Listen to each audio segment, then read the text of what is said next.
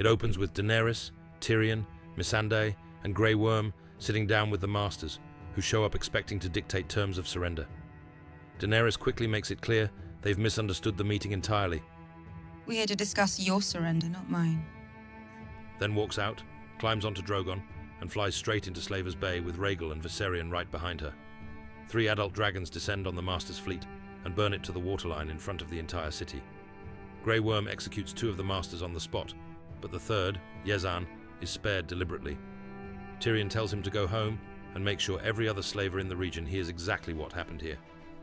While that's unfolding, Daario leads the Dothraki out to deal with the Sons of the Harpy, who are using the chaos to slaughter freedmen right outside the city walls.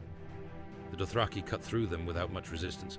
Then Theon and Yara sail into Meereen and offer Daenerys an alliance, the Iron Fleet, and a promise to give up their raiding, reaving lifestyle for good, in exchange for help taking down their uncle Euron, and formal recognition of Yara's claim to the Iron Islands. It's a short scene, but it quietly sets up an entire storyline that's going to matter a lot later. From there, the episode shifts its full attention north to Winterfell. Jon, Sansa, Tormund, and Davos ride out to meet Ramsay Bolton and his bannermen face to face. Ramsay offers Jon a deal, hands Sansa back over, and he'll consider a pardon. Jon refuses immediately. Jon then offers to settle the entire conflict with single combat instead of risking thousands of soldiers. Let's end this the old way. You against me.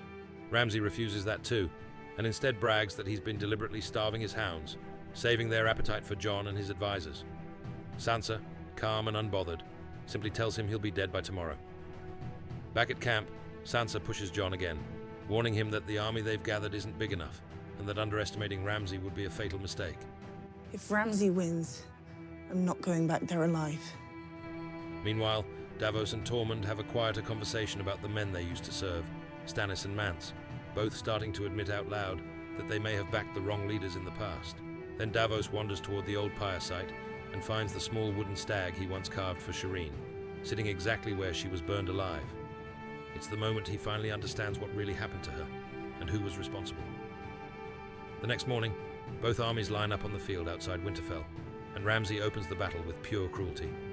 He releases Rickon and lets him run toward the Stark lines, then starts firing arrows at him, one at a time, clearly enjoying it. Jon rides out alone, trying to close the distance in time. He almost makes it. Rickon is killed right as Jon reaches him.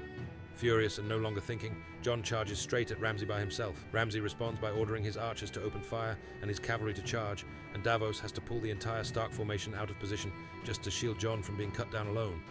What follows is carnage. Hundreds of soldiers from both sides go down fast, piling into a literal wall of bodies, and Ramsay's infantry uses that wall to encircle and trap what's left of the Stark forces, with small Jon Umber's men blocking any escape back over the corpses. Jon gets knocked down and nearly trampled by his own retreating wildlings, barely surviving the crush. For a long stretch, it looks completely over for the Starks. Then a horn sounds from the ridge. Littlefinger and Sansa arrive with the Knights of the Vale, and they tear through what's left of the Bolton army almost effortlessly. Tormund kills Small Jon in the chaos, and the tide flips in a matter of seconds. Ramsay falls back to Winterfell, but Wun smashes the gates open, and the Stark loyalists flood in and overwhelm what's left of the Bolton garrison. Wun, mortally wounded, is finished off personally by Ramsay, who then turns to Jon and says he's changed his mind about that single combat offer. You suggested one-on-one combat, didn't you? I've reconsidered. I think that sounds like a wonderful idea. Firing arrows at him that all miss. Jon closes the distance and beats Ramsay to the ground, brutally, one-sided, stopping only when he looks up and sees Sansa watching. Instead of finishing it himself, he has Ramsay locked up, and Winterfell belongs to House Stark once again. That night, Sansa goes down to the kennels alone, where Ramsay's been caged with his own hounds. She tells him plainly that with the Starks back in power, House Bolton dies with him. Ramsay insists his dogs would never turn on him. My hounds will never harm me. You haven't fed them in 7 days, you said it yourself. Sansa reminds him that he starved them himself for the last 7 days on purpose.